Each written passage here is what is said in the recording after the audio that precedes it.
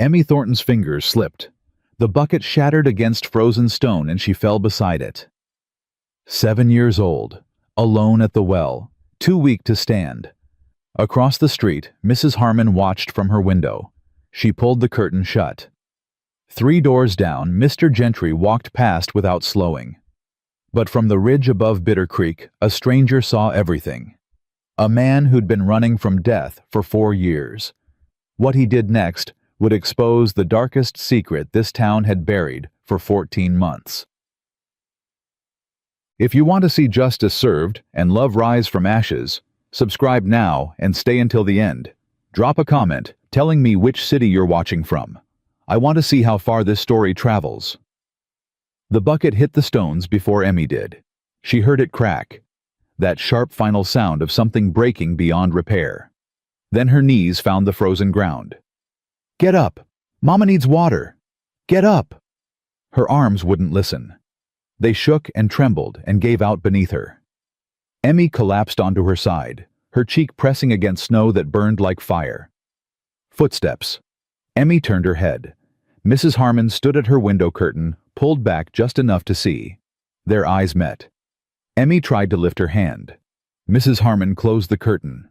The footsteps belonged to Mr. Gentry walking past on his way to the general store. He looked down at Emmy, looked at her torn dress, her bare hands red with cold, her small body curled on the ground. He kept walking. "Please." The word came out broken, barely a whisper. "Please, someone." No one stopped. No one ever stopped anymore. Josiah Mercer saw her fall. He was on the ridge above Bitter Creek, his horse dead 2 miles back, his saddlebags heavy on his shoulders, his soul heavier still. 4 years of drifting.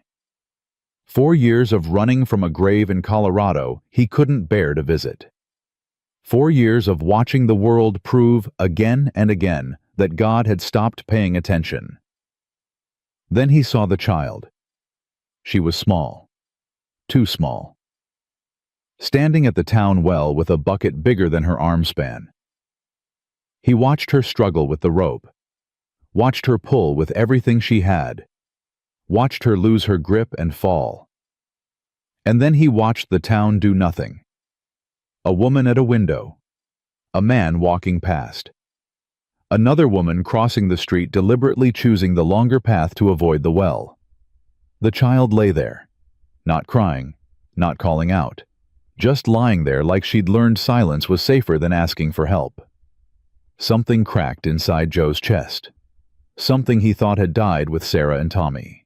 He started running. His boots slipped on the frozen slope. He grabbed at rocks, at roots, at anything solid. The saddlebags banged against his back. His breath came in sharp, painful gasps. But he didn't stop. Couldn't stop. The child had stopped moving. No. No, no, no. He reached the bottom of the ridge and ran through the empty street. People stared from doorways. Someone called out, "Hey, stranger, that ain't your—" Joe didn't hear, didn't care. He dropped to his knees beside her. She was breathing, shallow, weak, but breathing. Her eyes fluttered open, unfocused, seeing something far away. "Papa?" The word hit Joe like a bullet. No miss. His voice came out rough, broken from disuse. "Not your papa. But I'm gonna help you. Can you hear me? I'm gonna help." Her small hand found his coat, gripping with surprising strength. "Don't leave." Her voice was thin as thread. "Everyone leaves." "I ain't leaving." He lifted her. God, she weighed nothing. Nothing at all. And he turned to face the town. Faces in windows, bodies in doorways, eyes everywhere, watching, judging, doing nothing. "Where's her family?" Joe's voice cut through the silence. "This child needs help. Where's her family?" No one answered. "Her mama's dying." A voice finally. An old man on the porch of the general store, tobacco staining his beard. "Whole family's cursed. Best leave that one where you found her, stranger." Joe stared at him. "Cursed?" "The Thorntons." The old man spat. Father died in that very barn last year. Mother's got the sickness now. Won't be long." He shrugged. "That child's marked. Anyone who helps them catches the bad luck." Bad luck. Joe felt something cold and dangerous rising in his chest. "A child is dying in your street, and you call it bad luck." "Ain't our problem, mister." "Then I reckon I'll make it mine." He turned to the girl in his arms. Her eyes had closed again, but her grip on his coat hadn't loosened. "Little miss, I need you to tell me where you live. Can you do that?" "Nothing." "Miss?" Still nothing. The child's lips moved, but no sound came out, like she'd forgotten how to speak, or learned it was better not to. "The farm." A different voice. Younger. Joe turned. A boy, maybe 12, stood at the corner of the Mercantile. "Past the church. The White House with the broken fence. Can't miss it." "Thank you." The boy glanced over his shoulder, nervous. "You shouldn't go out there, mister. The widow, she ain't friendly to strangers." "I'll take my chances." Joe started walking. The town watched. No one followed. The Thornton farm looked like grief. Joe saw it before he reached the gate. The broken fence, the sagging porch, the barn door hanging crooked on its hinges. But smoke rose from the chimney. Someone was alive inside. He shifted the girl in his arms and pushed through the gate. His boots found the path barely visible now and carried him toward the front door. It flew open before he reached the steps. A woman stood there, shotgun raised, barrel pointed directly at his chest. She was thin, too thin, with dark hair escaping from a loose braid and eyes that burned with fever and fury in equal measure. "Put her down." Her voice didn't waver. Her hands didn't shake. "Put my daughter down and step away, or I swear to God I'll drop you where you stand." Joe stopped. Slowly, carefully, he lowered himself to one knee, setting the girl on the porch with gentle hands. Then he rose and stepped back, palms raised. "She fell at the well, ma'am. I saw from the ridge. Whole town watched, and nobody moved." "So you just happened to be passing through?" "Yes, ma'am." "And you just happened to care about a child you never met?" "I did." Her eyes narrowed. The shotgun didn't drop. "Why?" The question hung between them. Joe thought about lying, about giving some easy answer that would make sense, but something in this woman's stare demanded truth. "Because I had a son once." His voice went rough. "Tommy. He was 5 when the fever took him, took my wife too, and I wasn't there." He drew a breath.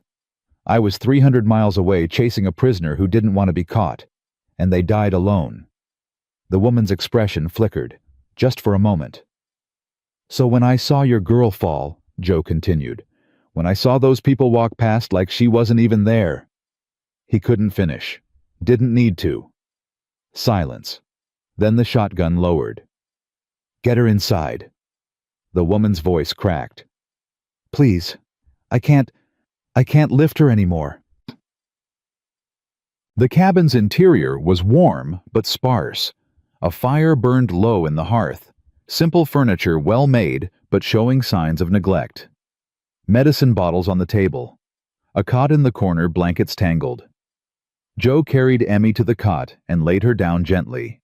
She stirred, her eyes opening halfway. "Mama, I'm here, baby." The woman, she still hadn't given her name, knelt beside the cot, smoothing hair from her daughter's forehead. "I'm right here." "The water." Emmy's voice was barely audible. "I dropped the water. I'm sorry." "Hush now. Don't you worry about water." "But you need it, for the medicine." "I said, hush." The woman's voice broke. She pressed her lips to Emmy's forehead, holding there for a long moment. When she pulled back, her eyes were wet. Joe stood apart, feeling like an intruder. He should go. Find another town. Another road. Another nowhere to disappear into. But the child's hand reached out, finding his coat again. He looked down. Emmy's eyes were fixed on him, clear despite her weakness, and she did something he didn't expect. She tugged his coat, pulled him closer, and whispered something so soft he almost missed it. "You stopped." 3 words. The first she'd spoken directly to anyone but her mother in 14 months. The woman gasped. "Emmy." But the girl's eyes stayed on Joe. "Nobody stops." Her voice grew stronger. "Not for us. Not anymore." She tugged his coat again. "Why did you stop?" Joe knelt beside the cot, bringing himself to her level. "Because someone should have." "But nobody does." "Then I'll be nobody." Something flickered in the child's face. Not a smile, not yet, but the beginning of something that might become one. "Emmy." The woman's voice was sharp with warning. "You're talking." "I know, Mama." "You haven't.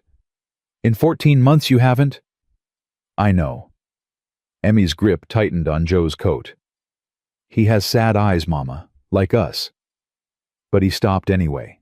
She looked at her mother, then back at Joe. "Papa had sad eyes too." The woman made a small sound, half sob, half laugh.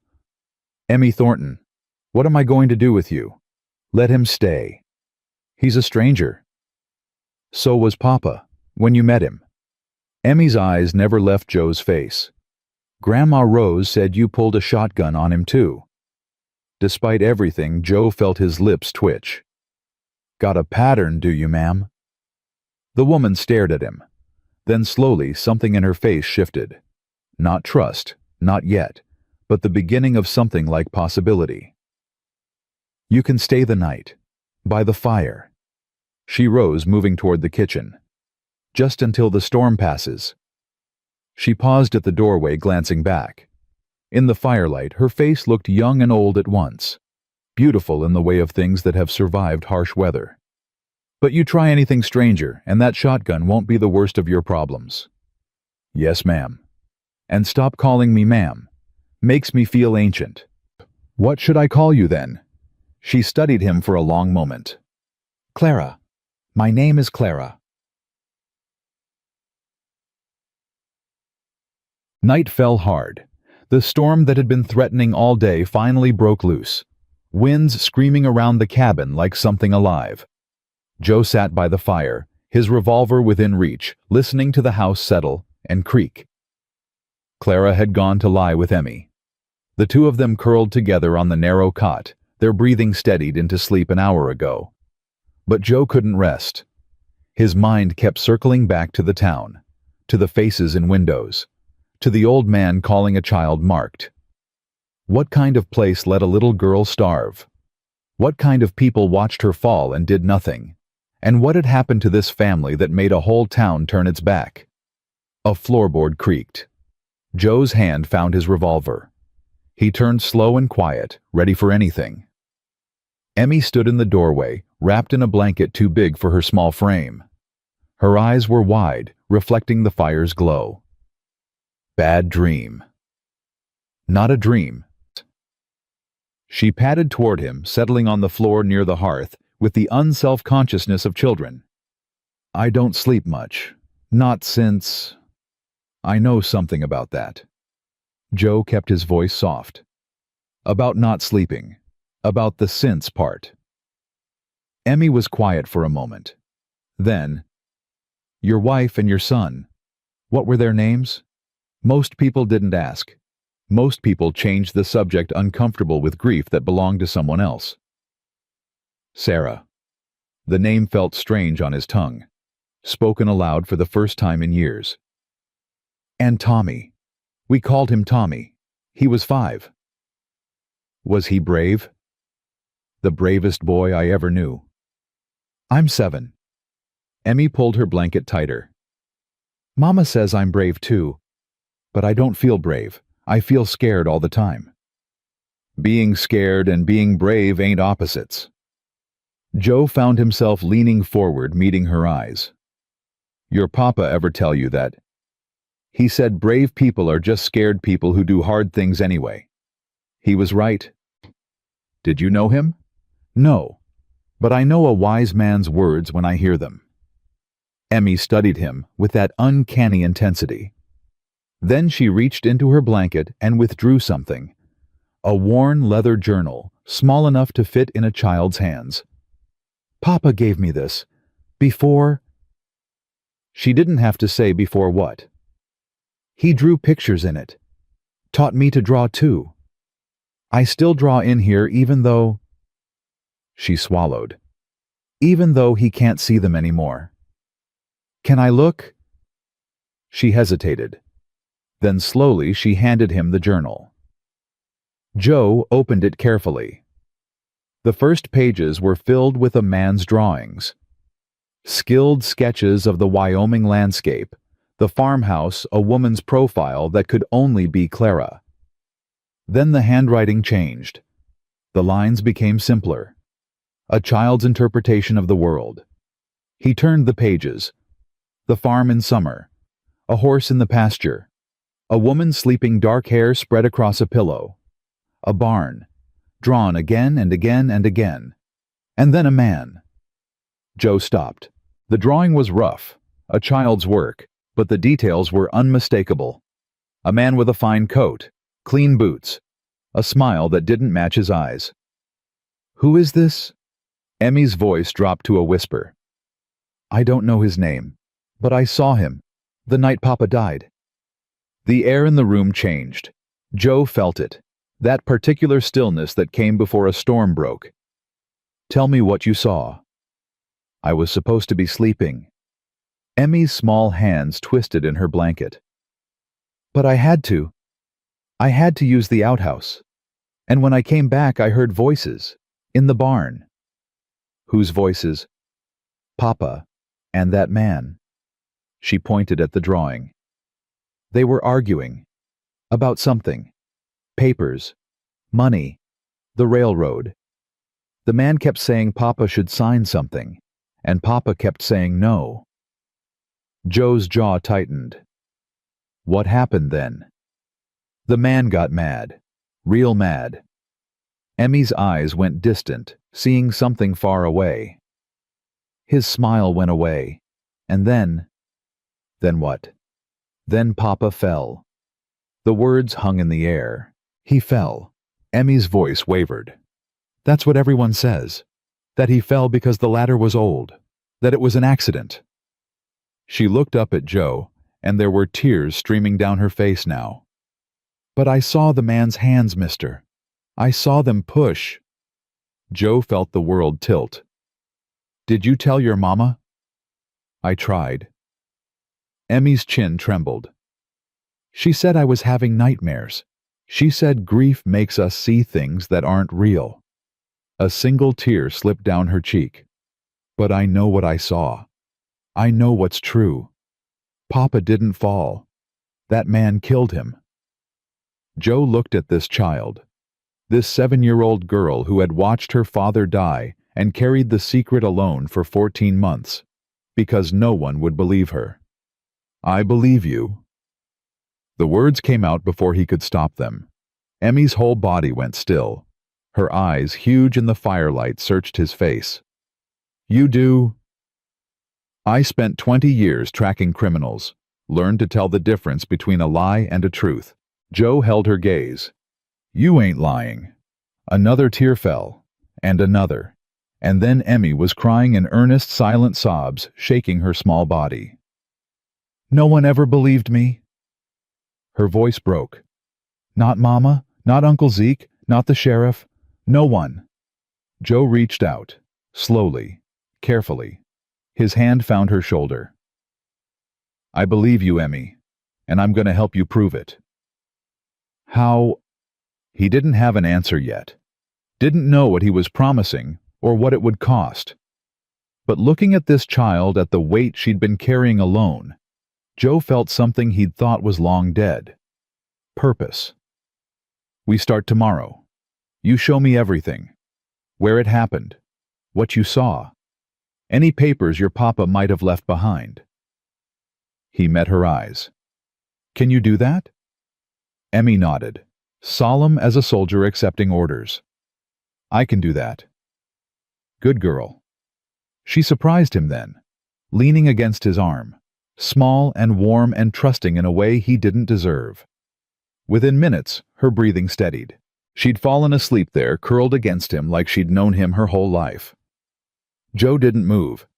He sat there through the long night, watching the fire die, listening to the storm rage outside, and making silent promises to a dead man he'd never met.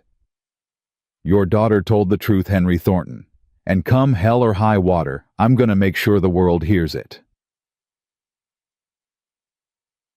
Morning came gray and bitter. Joe was awake before the sun, carefully extracting himself from beneath Emmy's sleeping weight. He carried her back to the cot, tucking her beside her mother, then stepped out onto the porch. The storm had passed, leaving behind a world transformed by white. The broken fence stood stark against the snow. The barn door still hung crooked. But in the morning light, the farm looked less like grief and more like something waiting to be saved. Footsteps behind him. Clara appeared wrapped in a shawl, her face pale but her eyes sharp. She carried 2 cups of coffee, steam rising into the cold air. "You stayed." "I said I would. Most people don't keep their word." She handed him a cup. Their fingers brushed. Neither pulled away. "Why are you really here, Mr. Mercer?" "Josiah Mercer. But folks call me Joe." "Why are you really here, Joe?" He took a long drink of coffee, letting the heat burn away the words he didn't want to say. "Because I'm tired." "Tired of what?" "Running." He stared out at the endless white. 4 years I've been running from my own life. Thought if I kept moving, the memories couldn't catch me." He laughed hollow and short. "They caught me anyway. Every town, every road, every sunrise. They were there." "So you stopped running." "My horse died 2 miles from here. Wasn't a choice." "There's always a choice." Clara's voice was quiet. "You could have walked right past my daughter. You chose not to." Joe turned to look at her. Really look. At the hollows under her eyes. At the fever flush on her cheeks. At the proud set of her jaw that refused to break even when everything around her was falling apart. "You're sick." "I'm fine." That wasn't a question. Clara's jaw tightened. "It's been a hard winter. I'll recover when spring comes." "You need a doctor." "Doctor won't come out here. Hasn't since Henry died." Her voice went bitter. "We can't pay. And even if we could, well, you saw how the town treats us." "Why, what happened between your husband and those people?" Clara was quiet for a long moment. When she spoke, her voice was flat, reciting facts she'd long since stopped feeling. "Henry was a surveyor, worked for the railroad before we married. Said he wanted to settle down, raise our daughter, live a quiet life." She sipped her coffee. "But Henry couldn't stop asking questions. He saw things. Irregularities in the land surveys, ranchers losing their property to suspicious claims, money moving in ways that didn't make sense." Her grip tightened on her cup. "He started making notes, talking to people, and then he had an accident in the barn." Clara's head snapped toward him. "How did you—" "Emmy told me." The color drained from Clara's face. "She talks to you about that." "She talks to me about everything, it seems." Joe met her eyes. "She hasn't talked to anyone else in 14 months. Why do you think that is?" Clara turned away, her hand pressed against her mouth. "What exactly did she tell you?" "That she saw a man with Henry that night. A man with a fine coat and clean boots. A man who pushed her father off that ladder." She was 7 years old. She was traumatized. She's telling the truth. You can't know that. "I know a murdered man when I hear about one." Joe's voice was hard. "And I know a cover-up when a whole town refuses to look at a child." Clara stared at him. The fight went out of her slowly like air from a punctured bellows. She sagged against the porch railing, suddenly looking every bit as sick as she was. "I knew." The words came out as a whisper. "Deep down, I always knew. Henry didn't fall. He was too careful, too sure-footed. And the questions he'd been asking, The people he'd upset. Who, Clara? Who was he investigating? She raised her eyes to his. In the morning light, they were the color of storm clouds, full of fear and fury and something that might have been hope. Colonel Marcus Blackwood. The name landed heavy between them. He's the land commissioner, owns half this territory, connected to the railroad, the banks, everything. She drew a shaking breath. And Henry found proof that Blackwood's been stealing land from ranchers, forging surveys, making people disappear. Where's the proof now? I don't know. Henry hid it somewhere. Said if anything ever happened to him, the truth would find its way out. Clara laughed, bitter and broken. I thought he was being dramatic. I thought... She couldn't finish. Joe looked out at the snow-covered farm, at the barn where a man had died, at the house holding a secret that could bring down an empire. Then I reckon we better start looking. A sound came from inside the cabin. Small footsteps. Then Emmy appeared in the doorway, her father's journal clutched to her chest. Mama. I'm here, baby. I heard you talking. Emmy looked between them, her old young eyes taking in everything. You told him about Papa, about what really happened. Clara's breath caught. Emmy. It's okay, Mama. The girl crossed the porch, taking her mother's hand with one of hers, reaching for Joe's coat with the other. He believes me. He said he's gonna help. She looked up at both of them. We're not alone anymore. Are we? Joe felt something shift in his chest. Something broken finding its way back together. He looked at Clara, at Emmy, at this family that had lost everything and was still standing. No, little miss. His voice came out rough. You ain't alone anymore. Clara's eyes met his over her daughter's head. Something passed between them. Not trust. Not yet. But the first fragile thread of it. Whatever happened next, they would face it together. And somewhere in Bitter Creek, behind closed curtains and locked doors, the people who had turned their backs on this family had no idea that their secrets were about to be dragged into the light. They started in the barn. Joe pushed open the crooked door and Emmy followed close behind, her small hand gripping the back of his coat. Clara had wanted to come, but her cough had worsened overnight. Joe had told her to rest. She'd argued. He'd won. This is where it happened.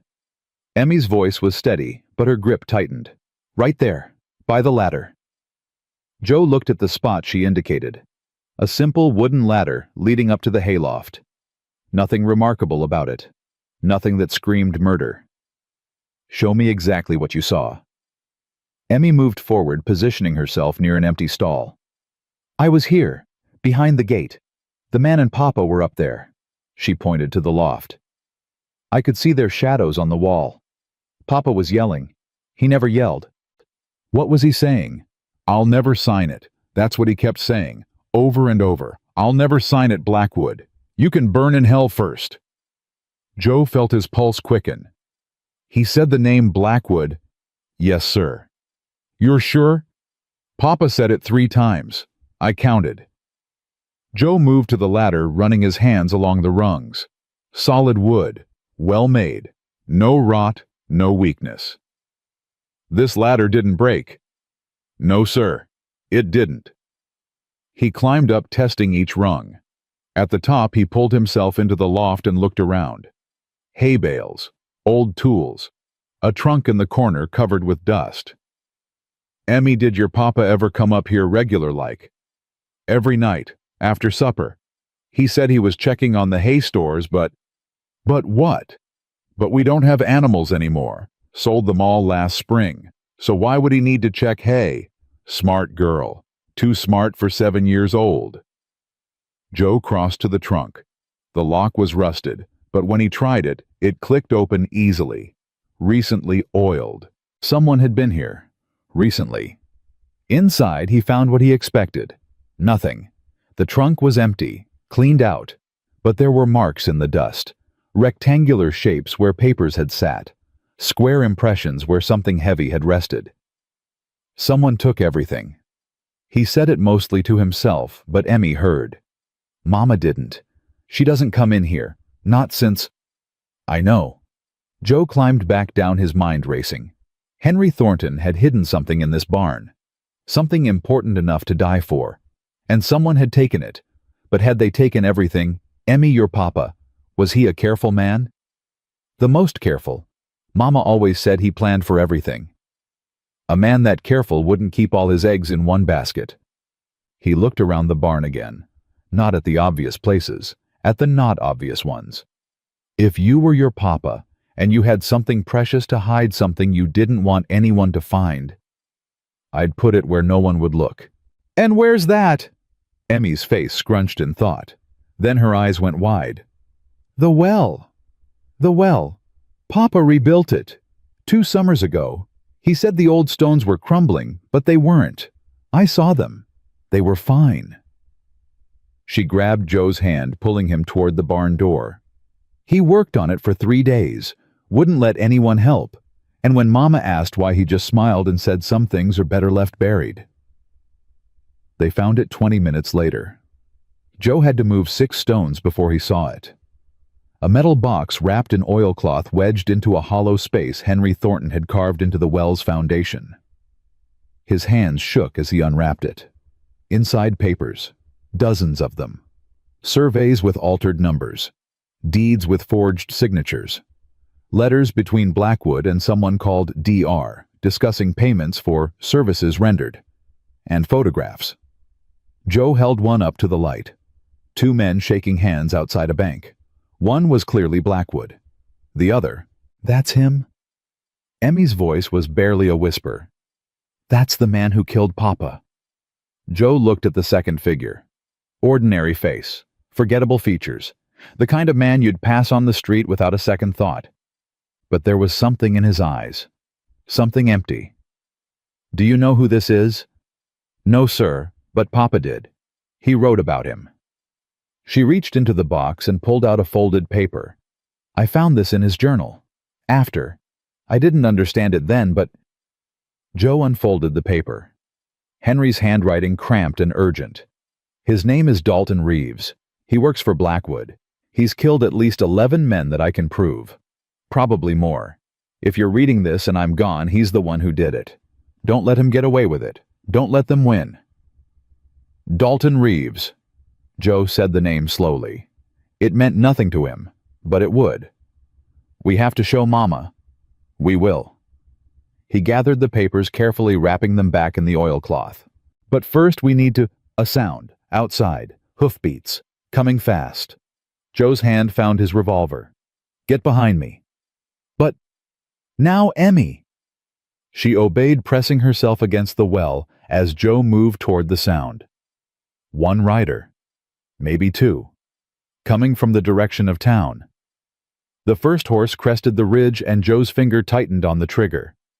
Then he saw the rider. Old, gray-bearded, slumped in the saddle like he could barely stay upright, and there was blood, a lot of it soaking through his coat. Uncle Zeke!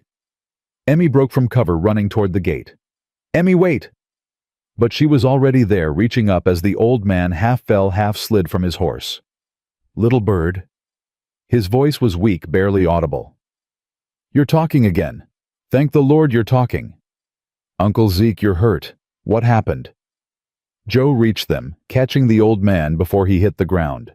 The wound was in his shoulder. Bullet wound. Still bleeding. Who did this?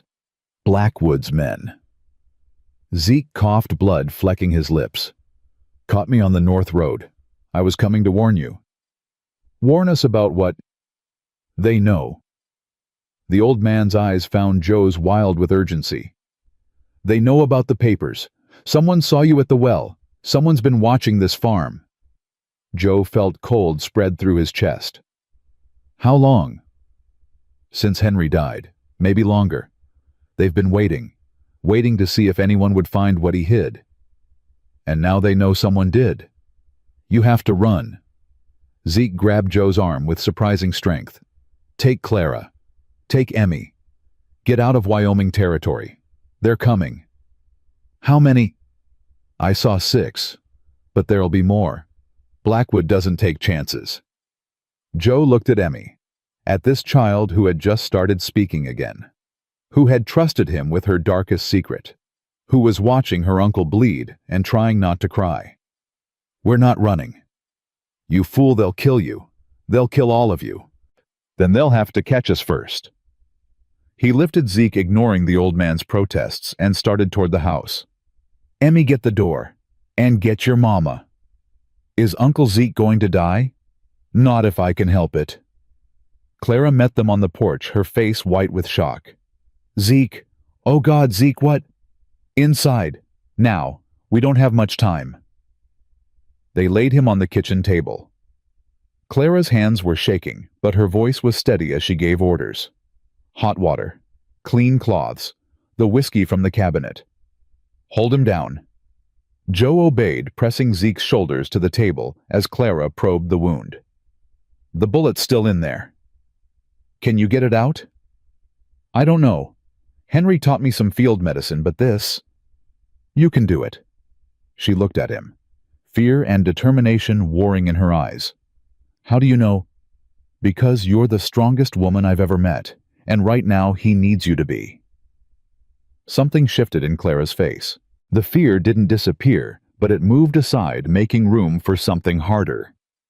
Emmy, go to your room. But Mama, now. The girl fled. Clara picked up the knife she'd been heating over the fire. This is going to hurt. Just do it. The next 20 minutes were brutal. Zeke screamed. Clara dug.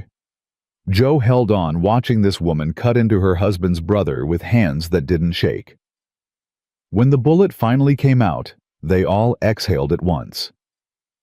He'll live, if infection doesn't set in. Clara was wrapping the wound, her movements efficient, despite her exhaustion. But he can't be moved. Not for days. We don't have days. I know. Their eyes met across the table. Two people who had been strangers 24 hours ago, now bound together by blood and bullets. The papers you found, Clara said quietly. What's in them? Everything. Proof that Blackwood's been stealing land, forging documents, and proof that he had Henry killed. Who? A man named Dalton Reeves. Clara's face went even paler. I know that name. Henry mentioned him, once. He said Reeves was the most dangerous man in the territory. Then we need to make sure he never sees these papers. How, if they're watching the farm, if they know we found them? We get them to Helena, to the territorial governor. It's the only place Blackwood can't reach. That's 4 days' ride, in winter, with men hunting us. You have a better idea. Clara was quiet for a long moment. Then she laughed, soft, broken, but real. No, God help me, I don't.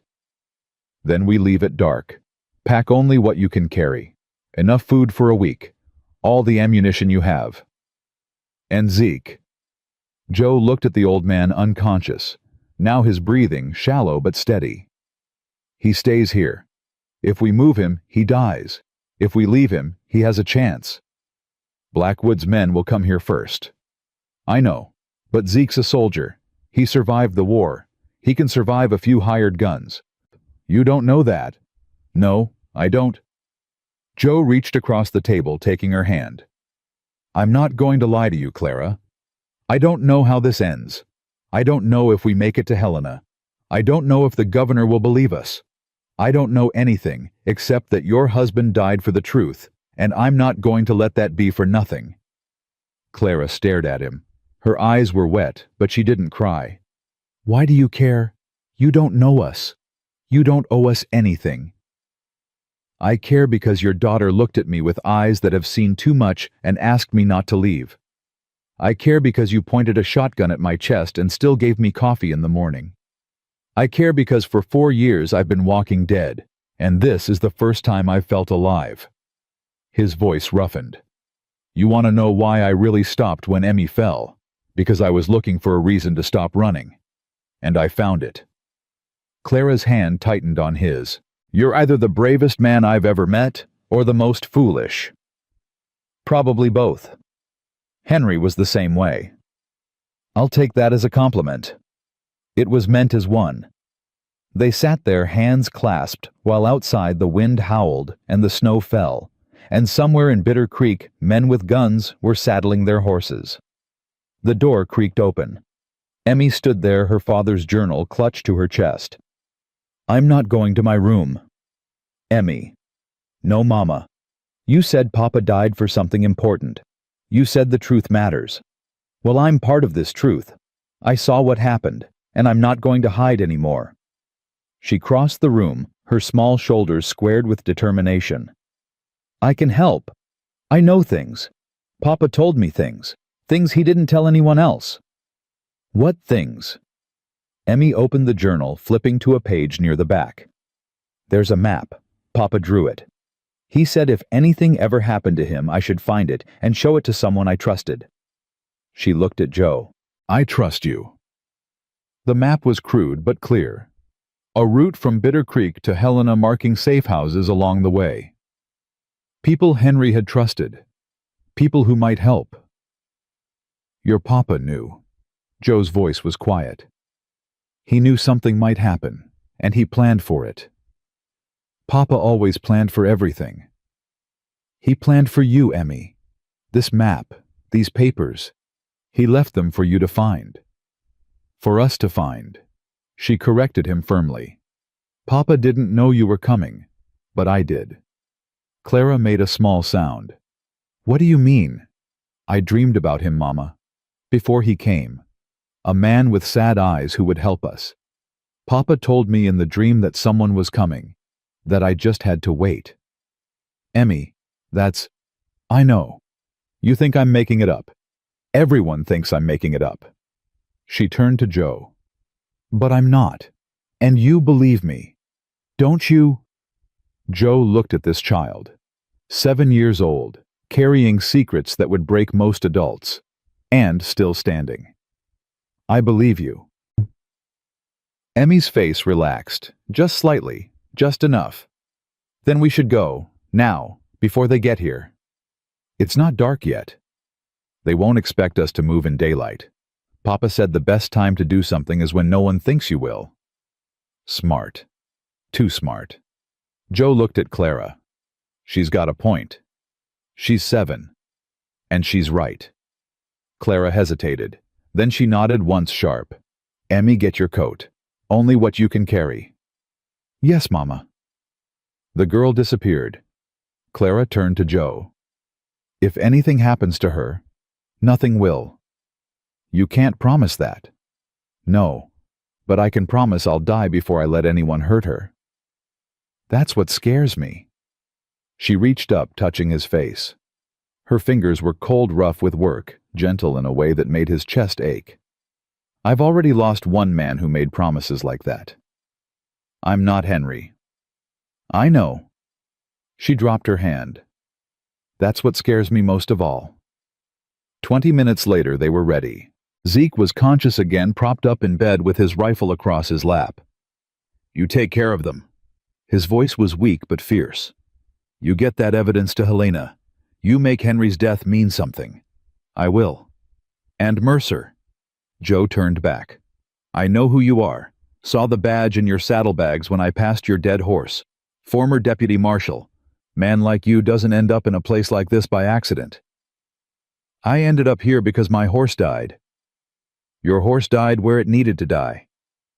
Zeke's eyes were too knowing, too clear. Henry was my brother. I loved him like a son loves a father. But he wasn't a fighter. He was a thinker. A planner. The old man coughed, grimacing at the pain. You're different. You're a fighter. And those women are going to need one before this is over. They've got Clara. Clara's strong. But strength ain't enough against men like Blackwood, against men like Reeves. His hand found Joe's arm. Don't waste your second chance. Not everyone gets one. Joe stared at him. At this old soldier who had survived the war only to watch his brother be murdered. Who was sending his family into danger because there was no other choice. I won't. Go then, before I change my mind. They left through the back, keeping low, using the barn as cover. Emmy knew a path through the woods that would take them around the main road. A path her father had shown her. Just in case, he'd said. Just in case. The snow was deep, slowing their progress. But it would slow their pursuers, too. They'd been walking for an hour when Emmy stopped. "Someone's coming." Joe listened. Nothing. Then, hoofbeats. Faint. But getting closer. Off the path. Now. They dove into a snowdrift, pressing themselves flat. Joe covered Emmy with his body. Clara lay beside them, her shotgun ready. The riders appeared through the trees, 4 of them, moving fast, heading toward the farm. Joe recognized one of them, the man from Emmy's drawing, ordinary face, empty eyes. Dalton Reeves, the man who had killed Henry Thornton, the man who was now hunting his family. Joe's hand found his revolver. His finger found the trigger. 1 shot. He could end it now. End the man who had destroyed this family. But there were 4 of them. And if he missed, if they heard... Clara's hand found his, squeezing. Warning. Not yet, the touch said. Not here. The riders passed, disappearing toward the farm. Toward Zeke. Toward whatever fate waited for an old soldier with a bullet wound and a rifle. Emmy was crying. Silent tears streaming down her face. Uncle Zeke. He knew what he was signing up for. Joe's voice was gentle but firm. He wanted to give us this chance. Don't waste it. But, Emmy. He turned her face toward his. Your papa left you a job to do. He trusted you to finish it. Are you going to let him down? The tears didn't stop, but something hardened in her eyes. No, sir. Then we keep moving. They walked until dark. Then they walked some more. The first safe house was empty. Joe knew it before they reached the door. No smoke from the chimney. No tracks in the snow. No sign that anyone had been here in weeks. Something's wrong. Clara's voice was tight.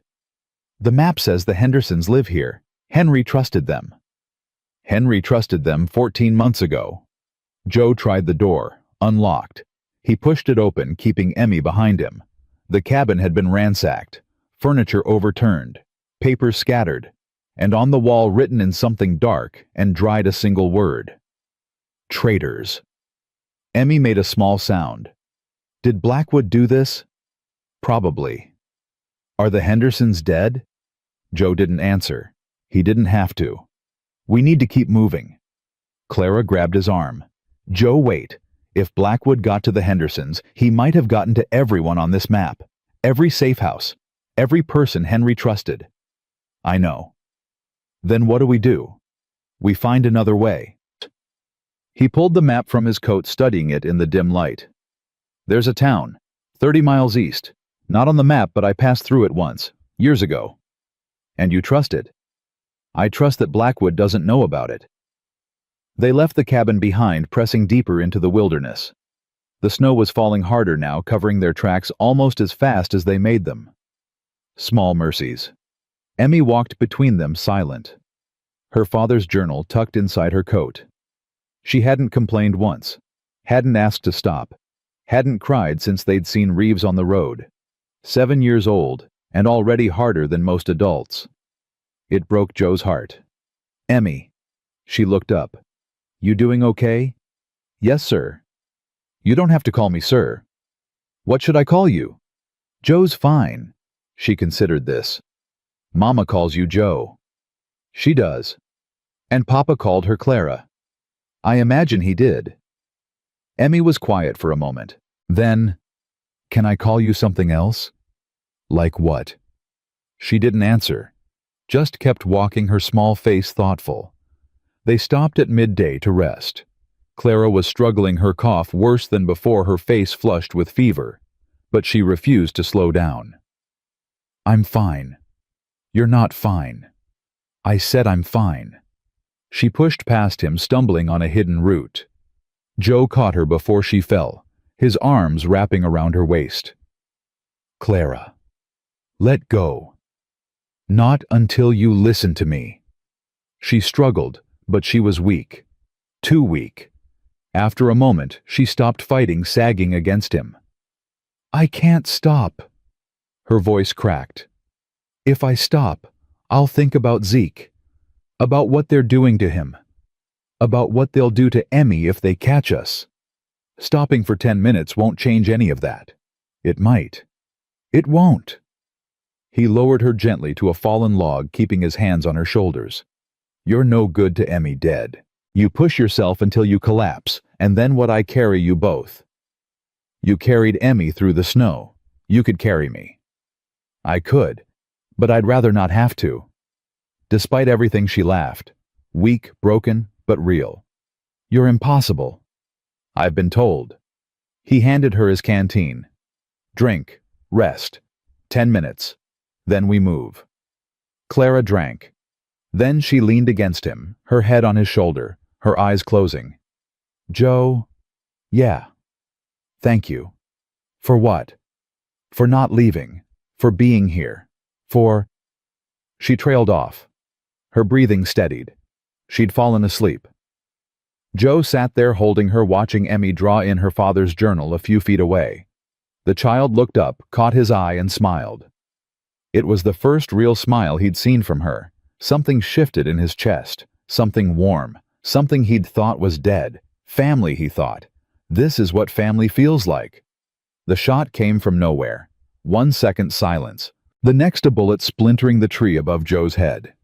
"Down." He pulled Clara to the ground, covering her body with his. Emmy screamed, dropping the journal, frozen with terror. "Emmy, get behind the log." She didn't move. Another shot. Closer.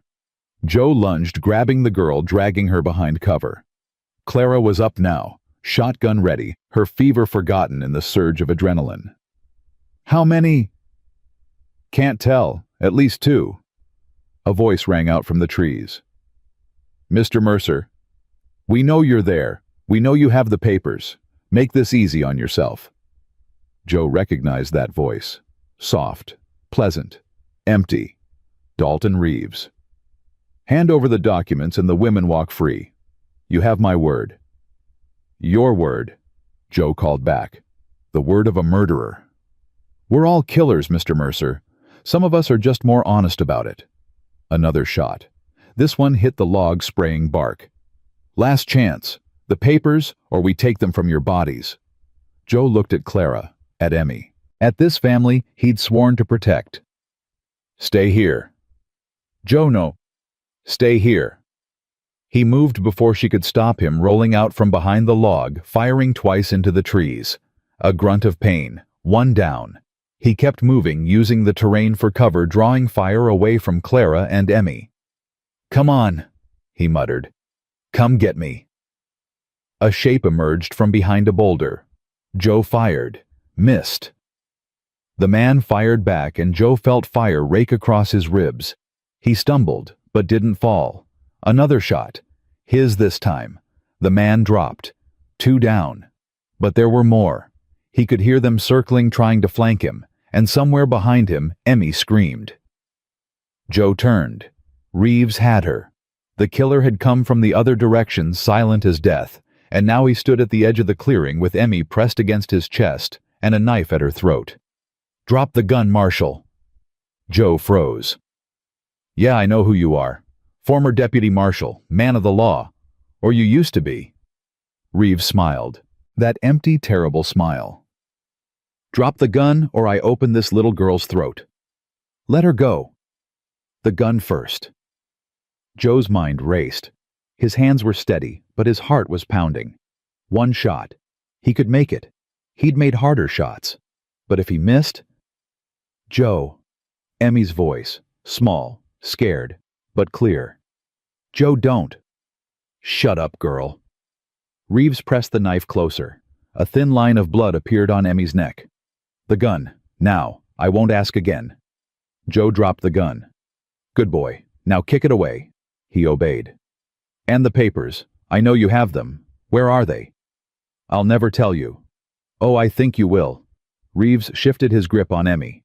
"See, I have rules. I don't kill children. It's the one line I won't cross.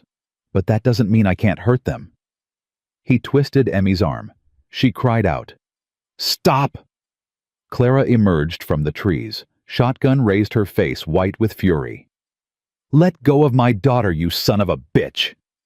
"Mrs. Thornton, how nice of you to join us." "I said let her go." "Or what? You shoot me, the knife slips, your daughter dies. Not a winning play." Clara's hands were shaking now. The shotgun wavered. "Mama." Emmy's voice was calm. Too calm. "Mama, it's okay. Baby. Remember what Papa said about being brave." "Emmy, don't." "Being brave means doing hard things even when you're scared." And then Emmy did something no one expected. She bit down on Reeves's hand. Hard. The killer howled, his grip loosening for just a second. Emmy twisted free, dropping to the snow. Joe moved. He covered the distance in 3 strides, tackling Reeves before the man could recover. They went down together, rolling across the frozen ground. Reeves was strong, trained, but Joe had 20 years of fighting men who didn't want to be caught. They traded blows. Joe took a hit to the jaw that made his vision swim. He gave back worse, driving his fist into Reeves's throat. The killer gagged, his hands going to his neck. Joe didn't hesitate. He grabbed the knife, Reeves's own knife, and drove it into the man's shoulder. Reeves screamed, "That's for Henry Thornton." He twisted the blade. "And that's for his daughter." Reeves collapsed, clutching his shoulder, blood pouring between his fingers. "You think this changes anything?" He gasped. "Blackwood has a dozen men like me. 100. You'll never make it to Helena." "Maybe not, but you won't be there to stop us." Joe stood swaying slightly. The wound in his ribs was bleeding freely now. He pressed his hand against it, trying to stop the flow. "Joe." Clara was beside him, her hands finding the wound. "You're hurt." "I'm fine." "You're not fine, you stubborn fool. Learned it from you." She laughed or sobbed or both. Then she was kissing him. It was brief, fierce, desperate. The kiss of 2 people who had almost lost everything. When she pulled back, her eyes were wet. "Don't ever do that again. Do what save your daughter." "Almost die." "I'll try." "You better." Emmy appeared, wrapping her arms around them both. "Is it over?" Joe looked at Reeves, unconscious, now bleeding into the snow, at the bodies of his men scattered through the trees, at the blood on his hands and the fire in his ribs. "No, little miss, it ain't over yet." He gathered the papers that had fallen from his coat during the fight. "But we're closer than we were." They left Reeves where he lay. Joe wanted to finish him, but Clara stopped him.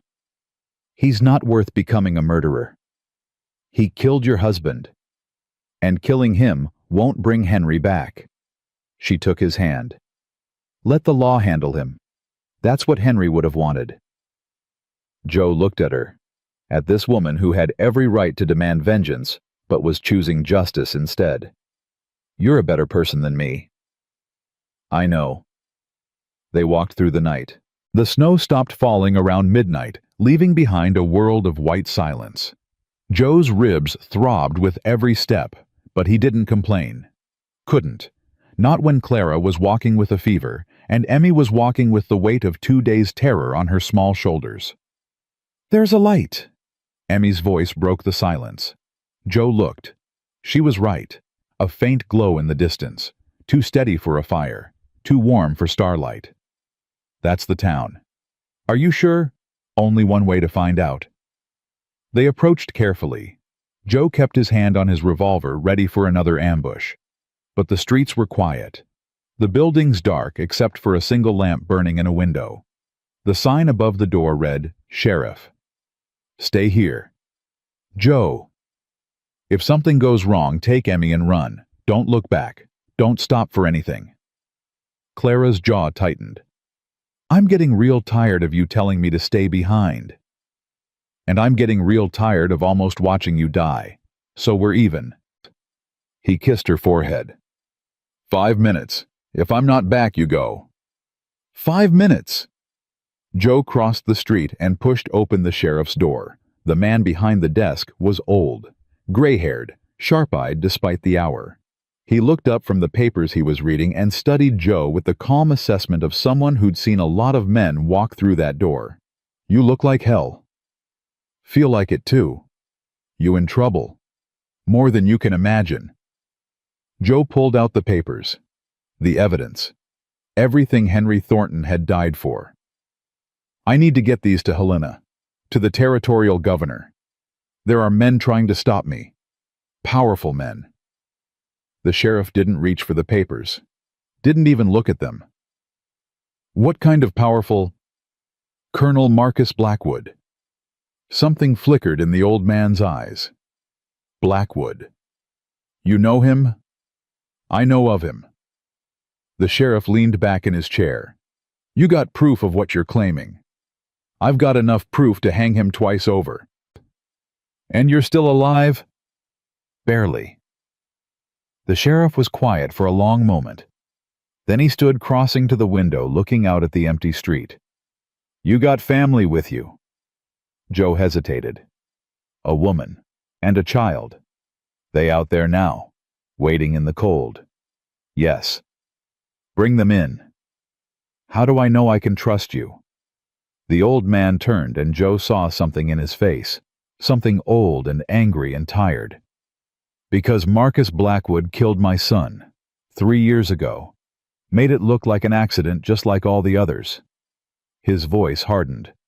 I've been waiting for someone to bring me proof ever since. Waiting for a chance to make that bastard pay. Sheriff, name's Tom Carver. And if what you've got in those papers is half what you say it is, I'll personally escort you to Helena myself. Joe stared at him. Why should I believe you? Because I could have drawn on you the second you walked in. Could have shot you dead and taken those papers. Blackwood's got a bounty on your head, you know. Big one. Carver smiled grim and cold. But I want something more than money. I want justice. And if you're the man who can finally get it, then I'm your man. Joe made a decision. Maybe the wrong one. But his gut said different. 5 minutes. I'll get them. Clara and Emmy were where he'd left them huddled together against the cold. Well, I think we found help. You think? It's the best I can offer right now. Clara studied his face. Then she nodded. Then let's go. Sheriff Carver had coffee ready when they came in. Hot food, too. Emmy fell on it like she hadn't eaten in days, which Joe realized she nearly hadn't. You folks have had quite a journey. It's not over yet. No. Carver poured Clara a cup of coffee. But you're closer than you were. Helena's 2 days from here. I've got horses, supplies, and 3 deputies who hate Blackwood almost as much as I do. You'd come with us. I've been waiting 3 years for this chance, Mrs. Thornton. I'm not letting it slip away. Clara looked at Joe. Something passed between them. Trust. Hope. The fragile beginning of belief that they might actually survive this. When do we leave? Dawn. Get some rest. You're gonna need it. They slept in the back room of the sheriff's office. All 3 of them together huddled under borrowed blankets listening to the wind outside. Emmy was asleep within minutes. Clara lasted longer, but eventually her breathing steadied too. Joe stayed awake. His ribs ached. His body screamed for rest. But his mind wouldn't stop racing. Blackwood. Reeves. The papers. Helena. Too many things could go wrong. Too many ways this could end badly. But for the first time since he'd started running 4 years ago, Joe didn't want to run anymore. He wanted to stay, wanted to fight, wanted to build something with this woman and this child who had somehow become his whole world. You're thinking too loud. Clara's voice soft in the darkness. Sorry. Don't be. She shifted closer, her head finding his shoulder. What are you thinking about? Everything. Nothing. What happens after? After. After Helena. After Blackwood. After this is all over. Clara was quiet for a moment. What do you want to happen? I don't know. He paused. That's not true. I know exactly what I want. I'm just scared to say it. Tell me. Joe turned his head, looking at her in the dim light. I want to stay. With you. With Emmy. I want to fix that broken fence and that crooked barn door. I want to plant fields and raise horses and watch Emmy grow up. His voice roughened. I want to stop running. I want to come home. Clara's hand found his face. Then stay. It's not that simple. It is that simple. You're the one making it complicated. She kissed him. Soft, gentle, full of promise. We survive tomorrow. We get to Helena. We bring down Blackwood. And then you come home. Home. Our home. If you want it. Joe felt something break open in his chest. Something he'd kept locked away for 4 years. Yeah. His voice cracked. I want it. Then it settled. Clara settled back against him, her eyes closing. Now stop thinking and get some sleep. Tomorrow's going to be a long day. She was asleep within minutes. Joe stayed awake a little longer, listening to her breathe, feeling Emmy's small body pressed against his other side. Family, he thought again. This is what family feels like. And for the first time in 4 years, Josiah Mercer closed his eyes without dreading what he might dream. Dawn came with gunfire. Joe was on his feet before his eyes fully opened. Revolver-drawn body moving on instinct. Clara grabbed Emmy, pulling her behind the desk. Sheriff Carver burst through the back door, rifle in hand. They found us. How many? Too many. Another shot shattered the front window. Glass sprayed across the floor. My deputies are holding them at the livery, but we won't last long. Joe moved to the window, risking a glance outside. 8 men, maybe 10, spreading out surrounding the building, and at their center, mounted on a black horse, Colonel Marcus Blackwood himself. He came personally. He's desperate. Carver checked his rifle. Desperate men do desperate things. Mercer! Blackwood's voice rang out clear and commanding. I know you're in there. You and the widow and that cursed child. Come out now, and I'll make it quick. Make me come in after you, and I'll make it slow. Emmy whimpered. Clara pulled her closer. Joe. He turned. Clara's face was white, but her eyes were steady. Take Emmy. Go out the back. I'll hold them here. Like hell you will. Joe. I didn't come this far to leave you behind. You came this far to get those papers to Helena. Emmy knows the way now. She can guide you. Mama, no. Emmy broke free from Clara's grip, throwing herself at her mother. I'm not leaving you. I'm not... Baby. Papa left. He said he'd be right back, and he never came back. You can't leave. You can't... Clara's composure cracked. She pulled Emmy into her arms, holding tight, tears streaming down her face. I'm not going anywhere, baby. I promise. Mama's not going anywhere. Joe watched them. This mother and daughter who had lost everything and still found the strength to keep going. This family that had somehow become his. Nobody's leaving anybody. He holstered his revolver. Carver, is there another way out of this town? There's an old mine shaft, 1/4 mile north, comes out on the other side of the ridge. Can you get us there? If we move now, while they're focused on the front. Joe nodded. Then let's move. They went out the back, staying low, using the buildings for cover. Carver led the way, his old legs moving faster than Joe expected. Behind them, Blackwood's men were shouting. They'd discovered the escape. Faster. Emmy stumbled. Joe caught her, swinging her onto his back. Hold on tight, little miss. I'm scared. I know, me too. You are terrified. But you're still running. That's what brave people do. She wrapped her arms around his neck, holding on with everything she had. They reached the mine shaft as the first riders appeared behind them. Carver yanked open the wooden door, revealing a black tunnel that smelled of earth and old secrets. Inside. Go. Clara went first, then Joe with Emmy still on his back. Carver came last, pulling the door shut behind him. Darkness swallowed them whole. I can't see. Emmy's voice was small, echoing off the stone walls. Keep your hand on my shoulder. Clara's voice, steady despite the fear. I won't let you fall. They moved through the darkness, feeling their way along the rough walls.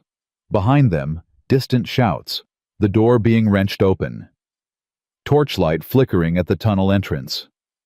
They're coming! Keep moving! Joe's ribs screamed with every step. The wound had reopened, blood soaking through his shirt. But he didn't stop. Couldn't stop. The tunnel twisted. Turned. Branched off in 3 directions. Which way? Carver hesitated. It's been 30 years since I was down here. You don't remember? I was 12 years old. Joe. Emmy's voice cut through the argument. Joe, Papa drew this tunnel. What?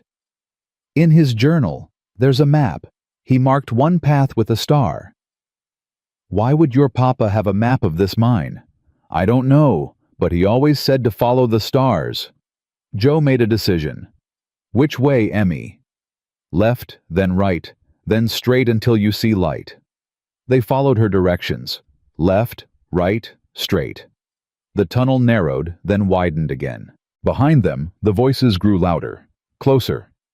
And then, like a miracle, light appeared ahead. There!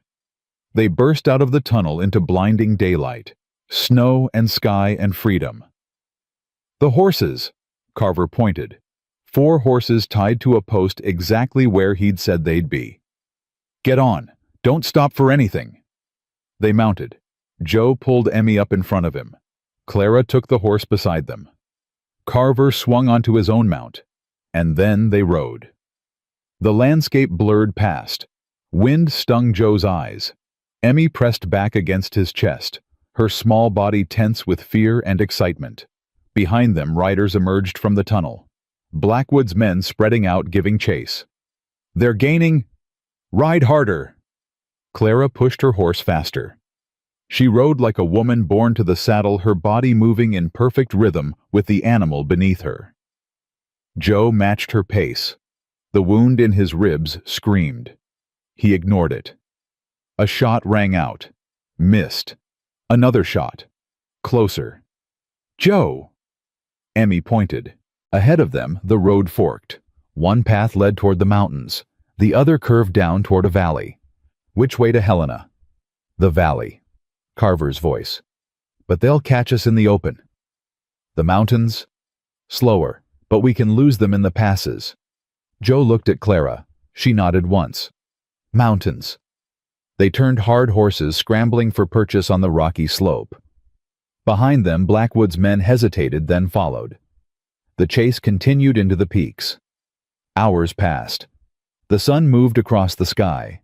The horses labored, foam flecking their mouths, their sides heaving with exhaustion. But they were pulling ahead, the gap between them and their pursuers widening. There's a pass, Carver pointed. Other side is a straight shot to Helena. If we can get through before they catch us, then let's get through. They pushed the horses harder, faster. The pass loomed ahead, narrow and treacherous. Joe went first, guiding his horse through the tight passage, with Emmy pressed against his chest. Clara followed, then Carver, and then the world exploded. The shot came from above.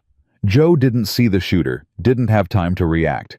He just felt the impact, the horse screaming, the ground rushing up to meet him. He twisted as they fell, cradling Emmy against his body, taking the impact on his back and shoulder.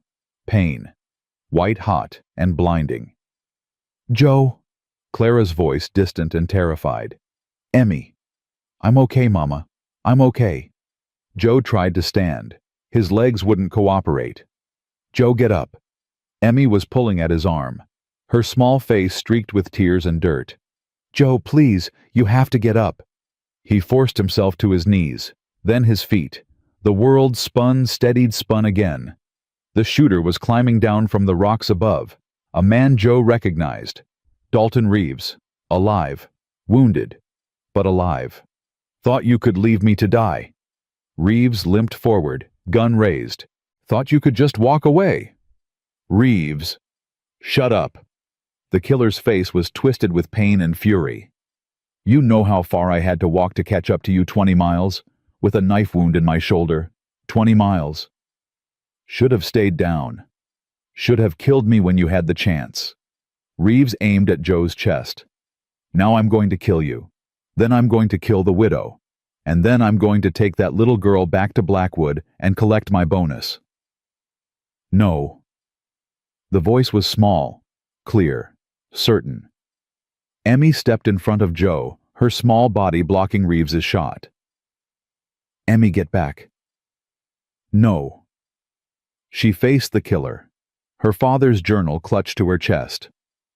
"You killed my papa. You took him away from me, and I've been scared of you every day since. Move, girl." "No." Emmy's voice grew stronger. "Papa told me that bad men win when good people do nothing. He told me that the truth always comes out, even when people try to bury it." She took a step forward. "I'm not scared of you anymore, Mr. Reeves. You're just a man. A mean, sad man who hurts people because someone hurt him." I said move. "No, because if you kill me, you'll never find the papers. Papa hid them somewhere only I know. Kill me and they stay hidden forever. Blackwood never gets them, and the truth comes out anyway." Reeves hesitated. "You're bluffing." "Am I?" Emmy tilted her head, studying him with those old young eyes. "Papa sent copies everywhere. Newspapers, marshals, senators. You can kill us all and it won't matter. The truth is already out there. It's just waiting to be found." "That's impossible. Papa always planned for everything." Reeves's gun wavered. Joe saw the moment. The split second of uncertainty. He moved. His body protested, screamed, tried to give out. He didn't let it. He tackled Reeves from the side, driving them both to the ground. The gun fired. The bullet went wide. They struggled, rolling across the frozen ground. Joe's wounded ribs shrieked with every movement. But he didn't stop. Couldn't stop. Reeves was weaker now. The knife wound. The long walk. The blood loss. He fought like a man with nothing to lose, but he was slowing down. Joe got his hands around the man's throat. "This is for Henry Thornton." He squeezed. Reeves's eyes bulged. His hands clawed at Joe's grip. His legs kicked. "Joe." Clara's voice. Quiet. Steady. "Joe, that's enough." He didn't stop. "Joe." A small hand on his arm. Emmy kneeling beside him. "Joe, please. Don't be like him. Don't be a killer." The words penetrated the red haze in his mind. He looked down at Reeves, at the man's purpling face, at the terror in his eyes, and he let go. Reeves collapsed, gasping, coughing, gulping air. "Clara, the rope." She understood. Within minutes, Reeves was bound hand and foot, propped against a boulder, still alive. "You're making a mistake." His voice was raw, broken. "Blackwood will never stop. He'll hunt you to the ends of the earth." "Let him try." Joe turned away. "Carver, how far to Helena?" "Half a day, maybe less." "Then let's finish this." They rode through the night. Carver led the way, his knowledge of the terrain guiding them through passes and valleys that didn't appear on any map. Clara rode beside Joe, her hand reaching out every few minutes to touch his arm to reassure herself that he was still there. Emmy slept in Joe's arms, exhausted beyond the ability to stay awake. And as dawn broke over the mountains, Helena appeared before them. The territorial capital, the end of their journey, the place where everything would finally be decided. "Joe." Clara's voice was soft. "We made it." "Almost." "What do you mean?" He pointed. Below them, at the gates of the city, a line of men waited. Armed, Organized. Blocking the road. Blackwood. The colonel had beaten them there. How is that possible? He knows this territory better than anyone. Must have taken a different route. So what do we do? Joe looked at the line of men. At Blackwood sitting tall on his horse, waiting with the patience of a man who believed he'd already won. Then he looked at Clara. At Emmy still sleeping. At everything he had to lose. We walk right through the front door. That's suicide. Maybe, but it's also the last thing he expects. Clara stared at him. You're serious. Blackwood thinks we're running, thinks we're scared, and we are, but we're also done hiding. He shifted Emmy in his arms. He wants a confrontation. Fine, let's give him one, right here, in front of the whole city, in front of witnesses he can't buy or threaten or kill. Joe, you trusted me this far. Trust me a little further. Clara was quiet for a long moment. Then she laughed, soft and broken. Henry would have liked you. I know. That wasn't a compliment. Yes, it was. She reached over, taking his hand. Together. Together. They rode down the slope into the light of day toward the man who had destroyed their lives. Blackwood saw them coming. His face shifted through a dozen emotions, surprise, confusion, fury, before settling into that familiar mask of cold control. Mr. Mercer, Mrs. Thornton, I'm impressed. Truly. Stand aside, Colonel. I'm afraid I can't do that. These papers are going to the governor. Nothing you do will stop that. Papers can be destroyed. Witnesses can be silenced. This isn't over. Yes, it is. Emmy's voice, awake now, clear and strong. It's over, Colonel Blackwood. It was over the moment you killed my papa. Blackwood's eyes narrowed. The child speaks. After all these months, how touching. Papa told me something before he died. He said the truth is like water. You can try to stop it, but it always finds a way through. She held up the journal. He sent copies of everything. Every document, every photograph, every letter. To newspapers in New York, San Francisco, Washington. To federal marshals in 3 territories. To senators who owe him favors. Blackwood's face went pale. You're lying. Am I? Emmy's eyes never wavered. By now those copies have been opened. Read, shared. The story's already spreading, Colonel. You can kill us, but you can't kill the truth. She's bluffing. Is she? Joe's voice was calm. You willing to bet your life on that? Blackwood looked at them, at the woman who refused to break, at the child who refused to be silent, at the man who refused to stop, and for the first time, Joe saw fear in his eyes. Stand aside, Colonel. I'll see you hang for this, Mercer. Maybe, but I'll see you hang first. For a long, terrible moment, nobody moved. Then Blackwood's men began to shift, looking at each other, at their commander, at the crowd that was gathering behind them, drawn by the commotion. Sir! One of the men, young, uncertain. Sir, maybe we should... Shut up. But sir, there are witnesses. If what they're saying is true... I said shut up. But the damage was done. The men were wavering. The doubt spreading. Colonel Marcus Blackwood. A new voice. Commanding. Official. They turned. A man in uniform was pushing through the crowd. Federal Marshal's badge gleaming on his chest. You're under arrest for conspiracy, fraud, and murder. You have the right to remain silent, though I doubt you'll use it. Blackwood's face contorted. This is outrageous. I'm the land commissioner. You can't. I can. I am. And I've got about 100 pages of evidence that says you're going to hang. The marshal nodded to his deputies. Take him. Blackwood fought, screamed, threatened, but it didn't matter. Within minutes he was in chains, being led away toward the territorial prison. And just like that, it was over. Joe slid down from his horse, his legs barely holding him. Clara was beside him instantly, her arms wrapping around him, holding him up. We did it! You did it! We did it together. Emmy joined them, her small arms wrapping around them both. "Is it really over, Joe?" He looked down at her, at this brave, impossible child who had carried the truth for 14 months and never stopped believing. "Yeah, little miss, it's really over.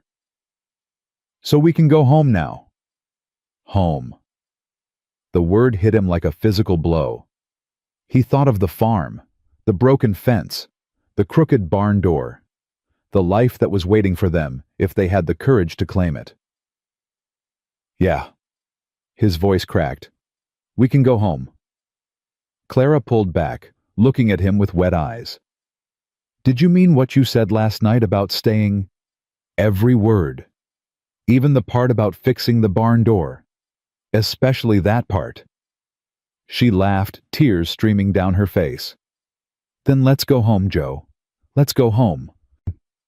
They turned toward the road that led out of Helena, toward the mountains, toward the future.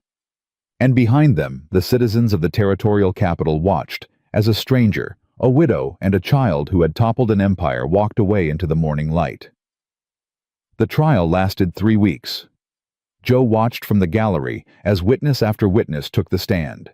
Farmers who had lost their land, widows whose husbands had suffered accidents, businessmen who had been extorted into silence for years. One by one they told their stories, and one by one the case against Marcus Blackwood grew stronger. Clara testified on the 5th day. She walked to the witness stand with her head high, her voice steady, her eyes finding Joe's in the crowd. "My husband was Henry Thornton. He was a surveyor, a father, and the best man I ever knew." Her gaze moved to Blackwood sitting rigid in the defendant's chair. "He was murdered 14 months ago by men working for the defendant. Pushed from a ladder in our barn and left to die. Our daughter witnessed it. She was 7 years old." A murmur rippled through the courtroom. "For 14 months I was told it was an accident. For 14 months I watched my daughter stop speaking knowing something was wrong but unable to prove it." Clara's voice hardened. "For 14 months I lived in fear, waiting for the men who killed my husband to come for us." She paused. "They did come. They shot my husband's brother. They burned our barn. They chased us across the territory trying to destroy the evidence Henry had gathered." "And what was that evidence, Mrs. Thornton?" The prosecutor's voice was gentle. "Proof that Colonel Blackwood had been stealing land from ranchers for years, forging surveys, making people disappear, building an empire on blood and lies." She turned to face Blackwood directly. "My husband died for the truth, but the truth didn't die with him. It's here now, in this courtroom, and nothing you can do will ever bury it again." The courtroom erupted. Emmy testified on the 7th day. Joe had argued against it. So had Clara. But Emmy had insisted. "Papa would want me to tell the truth. He always said the truth was the most important thing." So they let her. She walked to the witness stand in her best dress, the one Clara had sewn by hand the night before. Her hair was braided neat and tight. Her face was pale but determined. "Can you tell the court what you saw on the night your father died?" The prosecutor's voice was kind. "Yes, sir." Emmy took a breath. "I was supposed to be sleeping, but I had to use the outhouse. When I came back, I heard voices in the barn. Papa and another man." "Did you recognize the other man?" "No, sir. Not then. But I saw his face." "What were they arguing about?" "Papers. The man wanted Papa to sign something. Papa kept saying no." "And then what happened?" Emmy's voice wavered, but she didn't stop. "The man got angry. His smile went away. And then Papa fell." "Fell?" "No." Emmy's chin lifted. "He didn't fall. The man pushed him. I saw it." "And why didn't you tell anyone?" "I tried, but nobody believed me. They said I was having nightmares. They said grief makes you see things that aren't real." Her eyes found Joe in the gallery. "But I knew what I saw. I always knew. I just had to wait for someone to believe me." "And who believed you?" "Joe did. Mr. Mercer. He was the first one." Why do you think he believed you when no one else did? Emmy was quiet for a moment. Because he has sad eyes, like me, like Mama. People with sad eyes know what the truth looks like. They can't pretend it away. The courtroom was silent. The prosecutor turned to the jury. No further questions. The verdict came down on the 21st day. Guilty on all counts. Blackwood stood motionless as the judge pronounced sentence. His face was pale, his eyes empty. The mask he had worn for so many years had finally cracked, revealing the hollow man beneath. Marcus Blackwood, you have been found guilty of conspiracy, fraud, and murder in the first degree. The sentence is death by hanging to be carried out within 30 days. The gavel fell, and just like that, justice was done. Joe found Clara outside the courthouse standing alone in the winter sun. Her face was wet with tears, but she was smiling. It's over. It's really over. She turned to him, her eyes searching his face. I keep waiting to wake up, to find out this was all a dream. It's not a dream. How do you know? Because in dreams, things make sense. This doesn't make sense. A stranger riding out of a snowstorm, saving a little girl, falling in love with her mother, taking down the most powerful man in the territory. He smiled. That's not a dream. That's just life being stranger than fiction. Clara laughed, wet and broken. When did you get so wise? I had a good teacher. Henry. Emmy. She laughed again, and this time it was real. That girl is something else. She's her father's daughter. She's her mother's too. Clara took his hand. Joe, there's something I need to tell you. What? I was scared. When this all started, scared of losing Emmy, scared of dying, scared of what would happen if we failed. She squeezed his hand. But I was most scared of you. Of me. Of what you made me feel. It had been 14 months since Henry died. I thought I would never feel anything again. And then you showed up and suddenly I felt everything. Her voice cracked. I fell in love with you, Joe. I don't know when it happened. Maybe when you carried Emmy through the snow. Maybe when you stayed even though you had every reason to leave. Maybe when you looked at me like I was worth saving. Clara. Let me finish.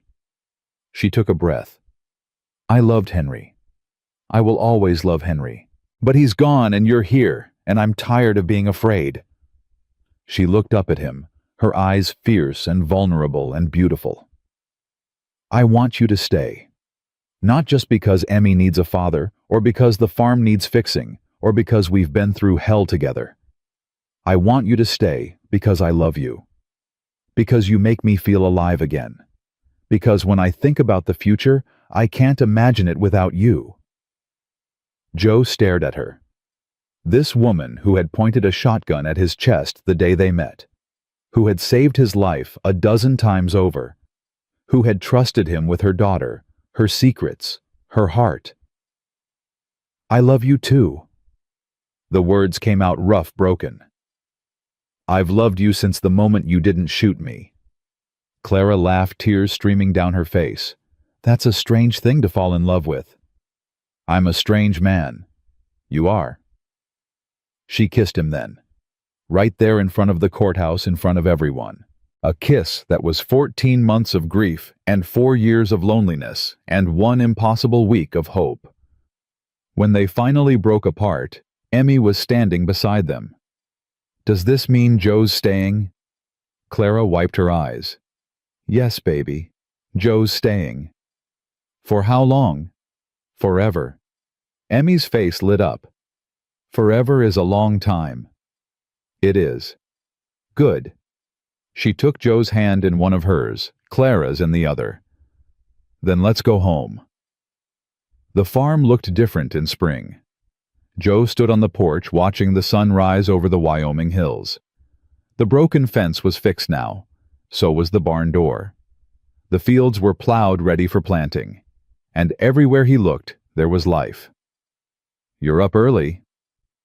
Clara appeared beside him, 2 cups of coffee in her hands. She was beautiful in the morning light, her dark hair loose around her shoulders, her eyes still soft with sleep. Couldn't rest. Bad dreams. Good ones, actually. He took the coffee she offered. First time in 4 years. Clara settled against his side, her head on his shoulder. What did you dream about? Sarah. Tommy. Your wife and son. They were in a field, wildflowers everywhere, and they were smiling at me. His voice roughened. Sarah said something. She said, go back and live. She said, be happy. And are you happy? Joe looked at her. At this woman who had walked through fire beside him, who had saved his life and let him save hers. Yeah, I am. Joe. Emmy's voice calling from the barn. Joe, come quick. The cat had kittens. Clara laughed. Duty calls. Apparently. Go on. I'll start breakfast. Joe kissed her forehead and headed for the barn. Emmy was kneeling in the hay, her face bright with wonder.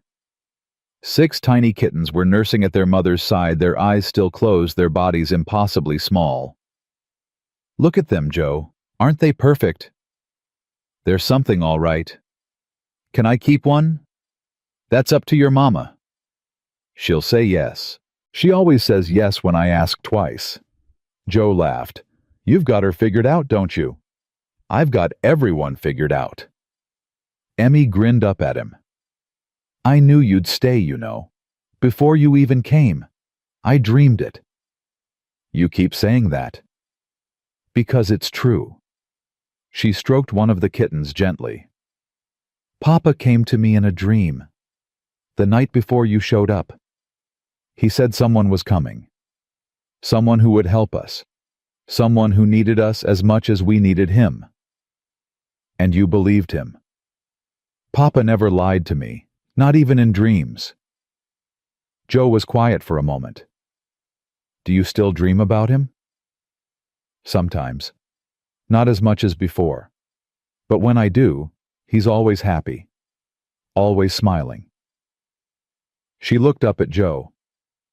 I think he sent you to us. I think he knew we needed someone and he sent you. Emmy. You don't have to believe it. I know it sounds crazy. But it's what I believe. And Mama says belief is the most important thing. She stood brushing hay from her dress. Joe, yeah. What should I call you? I've been thinking about it. Since before. What do you want to call me? Emmy bit her lip. Can I call you Papa? Not to replace my real Papa. He'll always be my Papa. But... Her voice trailed off. But what? But you feel like a Papa too.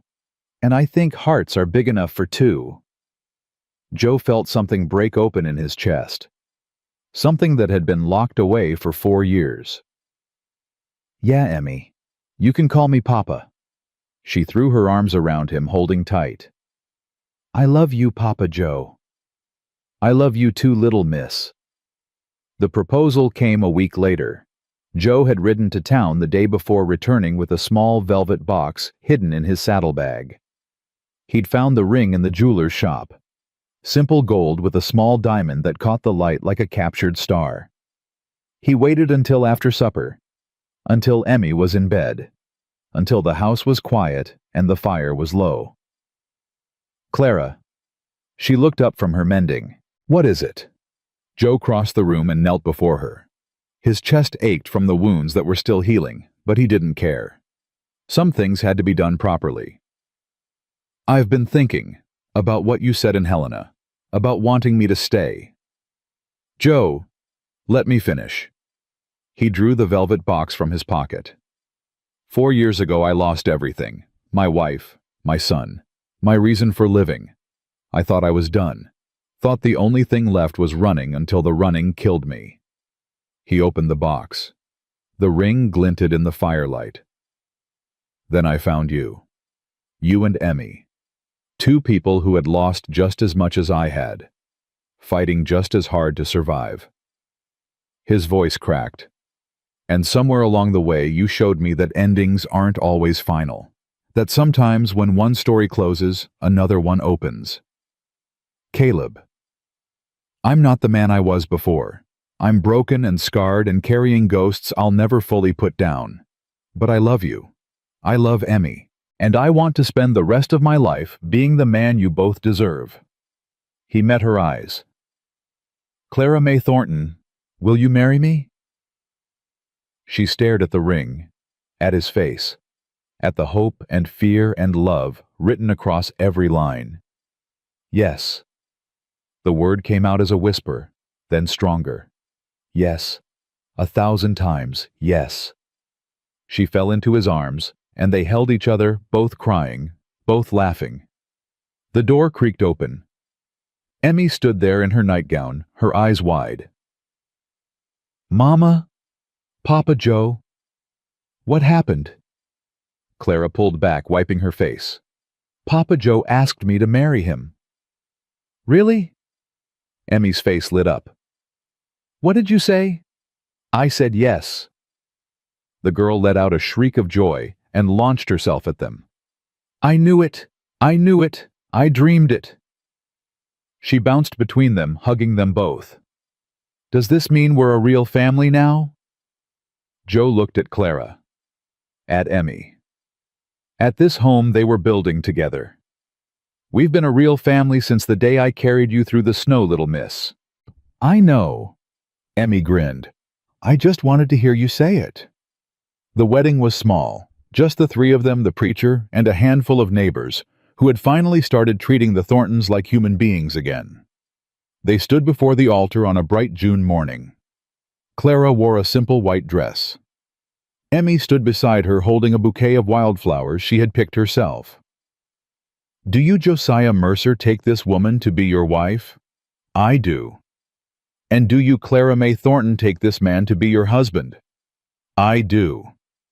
Then by the power vested in me, I pronounce you husband and wife. Joe kissed her. The small crowd cheered. Emmy threw her flowers in the air. And somewhere, somehow, Joe could have sworn he heard other voices joining the celebration. Sarah's laugh, Tommy's cheer, Henry's quiet approval. The ghosts weren't gone. They never would be. But they weren't waits anymore. They were witnesses, watching over the family they had left behind, blessing the family being born. Summer turned to autumn. Autumn turned to winter. Joe woke one December morning to find Emmy standing beside his bed. Papa Joe, wake up. It's snowing. Is it now? Big flakes, like feathers. She grabbed his hand. Come see Mama's making breakfast, and there's a letter from the governor, and the horses are being silly in the snow. Slow down, one thing at a time. But he let her drag him from bed. Clara was in the kitchen, a letter in her hand, tears on her face. What is it? What's wrong? Nothing's wrong. She looked up, and her tears were happy ones. The governor. He's granting us the deed to all the land Blackwood stole, every acre. It's ours, Joe. It's really ours. All of it. All of it. She threw her arms around him. Henry's work, everything he fought for. It mattered. It really mattered. Emmy danced around them singing nonsense songs about flakes and feathers and families that stayed together forever. Later, Joe stood on the porch watching the snowfall. Clara came to stand beside him. What are you thinking about? A year ago, I was alone, broken, ready to die.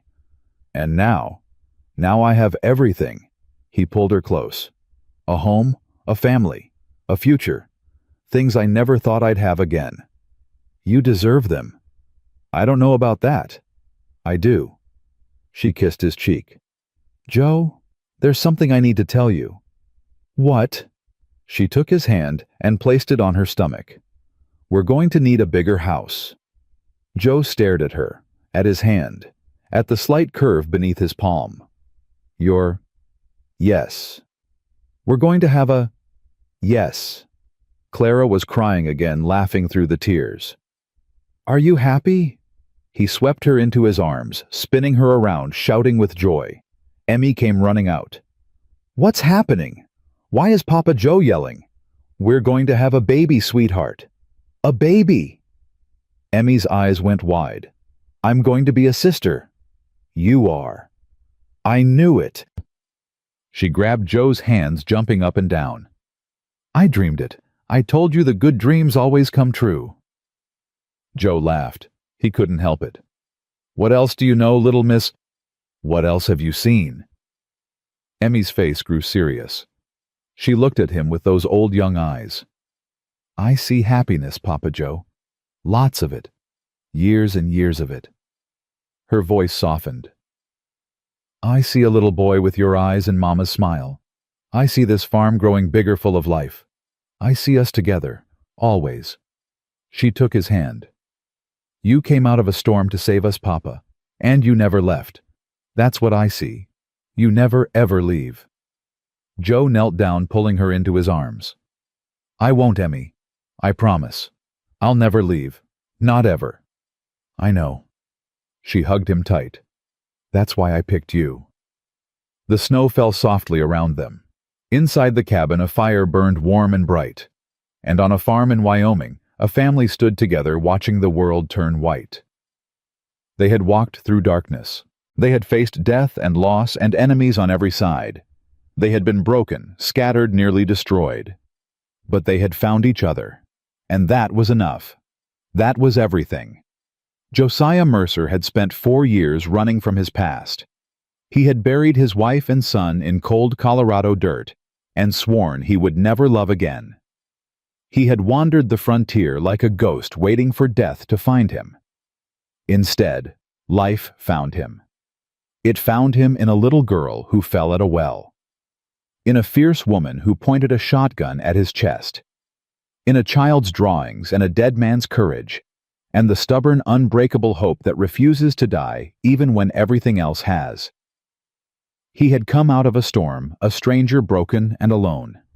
He was leaving it a husband, a father, a man with a future worth living. And as he stood on that porch, holding his wife, watching his daughter dance in the snow, feeling the first stirrings of new life beneath his hand, Josiah Mercer finally understood what Sarah had meant in his dream. Go back and live. He was living. He was finally, truly, completely living. And he would never stop.